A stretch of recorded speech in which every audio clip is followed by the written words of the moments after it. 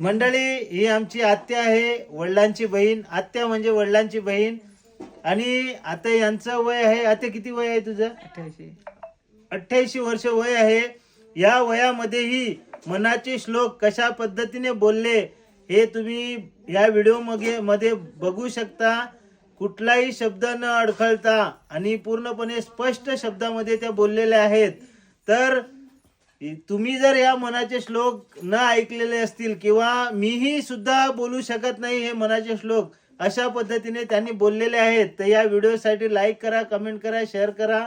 गुरुरी ब्रह्मा गुरुर्विष्णू गुरुर्देव महेश्वरा सद्गुरु साक्षात परब्रह्मा तस्मै श्री गुरुये नमः. जय जय रघुवीर समर्थ गणाधीश जयीश सर्व गुणांचा मुलारंभारंभ तो निर्गुणाचा. नमो शारदा मूल चत्वारवाचा गमुपंथा अनंत या राघवांचा.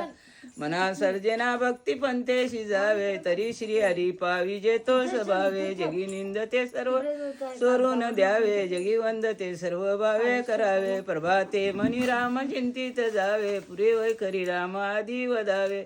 सदाचारा थोर सांडून येतो, जनी तो चितो मानवी धन्य होतो. मना वाचना दुष्ट कामा नाही रे, मना सर्वथा पाप बुद्धी नको रे. मना अंतरी सार विचार राहो, दे त्या गीता कीर्ती मागे उरावी. मना सर्जनाची क्रिया धरावी, क्रियेविन विस्तार वार व्हावा.